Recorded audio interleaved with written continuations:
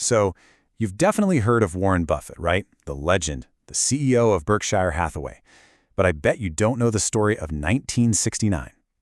This was a year he was at the absolute peak of his game, and then he did something that just made no sense to anyone. He quit. We're going to dig into why he walked away right at the top and what it tells us about the core principles that have made him so successful ever since. Okay, so to really get why quitting was such a big deal, you have to understand just how insanely well he was doing. In 1968, the Buffett Partnership didn't just beat the market, it absolutely crushed it. I mean, the Dow Jones returned a pretty decent 7.7%, but Buffett's partners, they saw a gain of 58.8%. That is a staggering number. I mean, it's the kind of return that most fund managers would, give anything for. But here's where it gets really interesting. What did Buffett himself say about this incredible year? Did he do a victory lap, pop the champagne? Nope. He called it a freak. Like picking up a perfect hand in bridge, it's pure luck and you can't count on it happening again. There was zero ego, just total realism. He knew this wasn't sustainable. He basically said, okay, that was great, now let's get back to the real work. And that humility, right there, is the key to understanding everything that follows. And look, that freak year wasn't just a one-off lucky shot. Not even close. Let's zoom out and look at the whole picture. From 1957 to 1968, the Dow compounded at a solid 9.1% a year. Not bad. But the Buffett Partnership, get this, 31.6%. Every single year, on average. To put that in perspective, if you'd invested in the Dow, your money would have almost tripled. If you'd invested with Buffett, it would have grown by more than 26 times. Let that sink in. The track record was just on another planet. So, here's the game plan for this explainer. We'll start with how he got those freak results, then dig into his investment playbook. After that, we'll tackle the big question, why quit? We'll look at how he unwound everything and finally see how this end was really just the beginning. All right, so let's set the scene here. We're in the late 60s, the era of the so-called go-go funds. Wall Street was just completely obsessed with short-term hype. You had managers bragging that they were watching stocks minute by minute. And Buffett, well, he thought that was just ridiculous. While everyone else was chasing the latest hot trend, he quietly generated over $40 million in gains in '68. And how? As he put it, it came from one simple but sound idea whose time had come. So, what was this playbook? How did he actually do it? Well, it wasn't some kind of magic trick. It was a super disciplined analytical system. Think of it as having 4 key pillars that held up everything he did. Here they are. Buffett broke his investments down into 4 main buckets: controls, then 2 different kinds of generals, we'll get into that, and finally, workouts.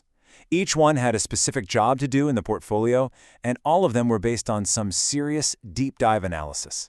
This is way more than just picking stocks. It was a full-blown business strategy.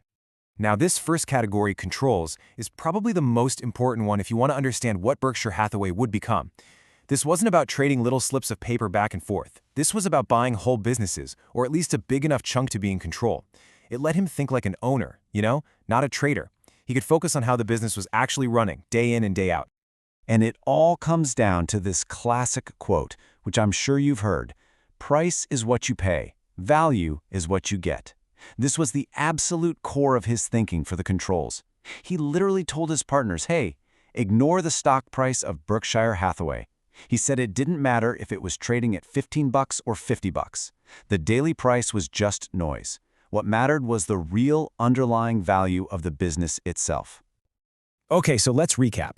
We've got this guy with an unbelievable track record, a brilliant, proven strategy. He is at the absolute top of the investment world. And then, in May 1969, a letter goes out to his partners, and it is an absolute bombshell. So just put yourself in his shoes for a second. You just had a record-breaking year, made your partners almost 60%. What's your next move? You double down, right? You raise a ton more money, maybe launch a new fund. What do you think he did? He retired. He quit. He announced he was dissolving the partnership and hanging it up. And get this, he was only 38 years old. Right after the best year of his entire career, he just stopped. And the big question we have to answer is, why? Well, his reasons were basically twofold. There were external factors, things happening out in the market, and then there were internal, personal factors. On the outside, the market had just gotten, crazy. It was super speculative, and the kinds of cheap, no-brainer opportunities he loved had, as he said, virtually disappeared. On top of that, the partnership was now over $100 million, which is actually a disadvantage if you're trying to be nimble. But the internal reasons were just as big a deal. He said he just wanted to slow down. But he knew himself. He's so competitive, he can't do anything halfway. So for him, the only way to really slow down was to stop completely. So the decision was made. He's quitting. But now you have another huge problem. How do you actually shut down a $100 million fund with hundreds of partners who've trusted you with, in many cases, their life savings? This part of the story is where you really see Buffett's character shine through. It wasn't just about closing the doors. This was about doing right by every single person who invested with him. I mean, look at this plan. It was completely designed around his partners. He gave them options. You could take your cash and go, or you could keep your stake in the private businesses he was holding on to. For anyone who still wanted a fund manager, he didn't just say, sorry, you're on your own. He actually recommended another manager he trusted, Bill Ruane. And then he even offered to personally help them buy bonds the next year, for free. It was all about taking responsibility. And what were those businesses he offered them a chance to stick with? Well, at the center of it all were two main companies, diversified retailing and a little struggling textile company called Berkshire Hathaway. Maybe you've heard of it. Yeah, these weren't just random stocks to him. These were the businesses he truly believed in, and they were about to become the foundation for his entire future. Okay, now this next part is fascinating, especially for anyone investing today. As he was closing up shop, Buffett gave his partners one last piece of analysis. He knew his old way of finding cheap stocks wasn't working anymore, so he looked at the whole investment world and came to a really radical conclusion about what to do next. And it's a question every single one of us has faced, right? The market looks tough, good deals are hard to find, so where do you put your money? Well, Buffett didn't just throw his hands up, he sat down, ran the numbers, and came up with a very clear and very surprising answer. He laid it out for them, plain and simple. On one hand, you have stocks. He figured that best-case professionally managed stocks might return about 9% before tax over the next decade. Okay. For an investor in, say, a 40% tax bracket, that comes out to about 6.5% after tax. Now, on the other hand, you could just go buy some high-quality, tax-free bonds, and they were yielding, you guessed it, about 6.5%. So think about that. The math was showing that the after-tax return was basically the same. This was huge. For the first time in his entire career, Warren Buffett was saying that a simple, passive investment in boring, safe bonds was just as good as putting your money with a professional stock manager. So why would you take on all the risk and the crazy swings of the stock market for the exact same reward you could get from a safe bond? I mean, coming from the greatest stock picker in the world, that was an absolutely stunning thing to say. And so, just like that, the Buffett Partnership, one of the most successful investment funds in history, was over. But this wasn't a story about failure or about someone getting burned out. It was a deliberate, calculated change in strategy. The end of that partnership was actually the beginning of the legend we know today. Just look at the journey. He started out in 1956 with just over $100,000.